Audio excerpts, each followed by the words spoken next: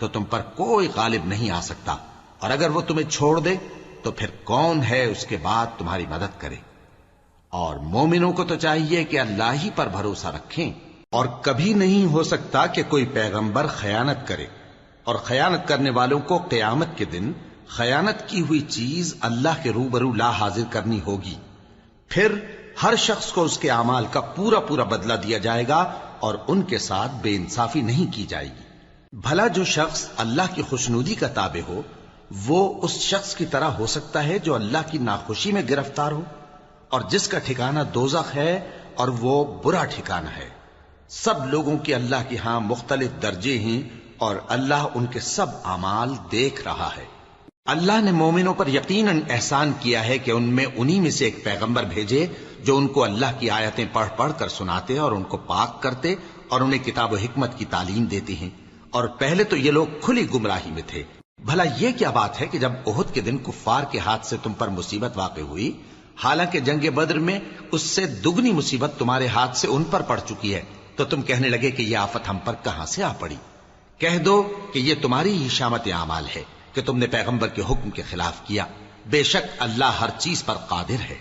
اور جو مصیبت تم پر دونوں جماعتوں کے مقابلے کے دن واقع ہوئی سو اللہ کے حکم سے واقع ہوئی، اور اس سے یہ مقصود تھا کہ اللہ مومنوں کو اچھی طرح معلوم کر لے اور منافقوں کو بھی معلوم کر لے۔ اور جب ان سے کہا گیا کہ آؤ اللہ کے رستے میں جنگ کرو یا کافروں کے حملوں کو روکو، تو کہنے لگے کہ اگر ہم کو لڑائی کی خبر ہوتی تو ہم ضرور تمہارے ساتھ رہتے۔ یہ اس دن ایمان کی نسبت کفر سے زیادہ قریب تھے، منہ سے وہ باتیں کہتے ہیں جو ان کے دل میں نہیں ہیں، اور جو کچھ یہ چھپاتے ہیں اللہ اس سے خوب واقف ہے۔ یہ خود تو جنگ سے بچ کر بیٹھ ہی رہے تھے، مگر جنہوں نے اللہ کی راہ میں جانیں قربان کر دیں اپنے ان بھائیوں کے بارے میں بھی کہتے ہیں کہ اگر ہمارا کہا مانتے تو قتل نہ ہوتے۔ کہہ دو کہ اگر سچے ہو تو اپنے اوپر سے موت کو ٹال دینا۔ جو لوگ اللہ کی راہ میں مارے گئے ان کو مرے ہوئے نہ سمجھنا، وہ مرے ہوئے نہیں ہیں بلکہ اللہ کے نزدیک زندہ ہیں اور ان کو رزق مل رہا ہے۔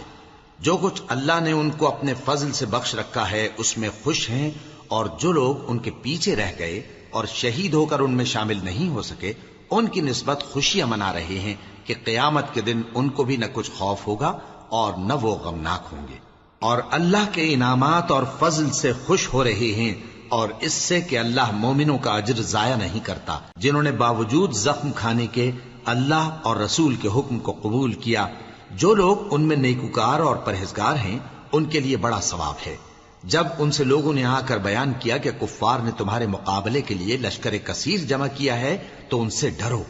تو ان کا ایمان اور زیادہ ہو گیا، اور کہنے لگے ہم کو اللہ کافی ہے اور وہ بہت اچھا کارساز ہے۔ پھر وہ اللہ کی نعمتوں اور اس کے فضل کے ساتھ خوش و خرم واپس آئے، ان کو کسی طرح کا ضرر نہ پہنچا، اور وہ اللہ کی خوشنودی کے تابع رہے، اور اللہ بڑے فضل کا مالک ہے۔ یہ خوف دلانے والا تو شیطان ہے جو اپنے دوستوں سے ڈراتا ہے، تو اگر تم مومن ہو تو ان سے مت ڈرنا اور مجھ ہی سے ڈرتے رہنا، اور جو لوگ کفر میں جلدی کرتے ہیں ان کی وجہ سے غمگین نہ ہونا،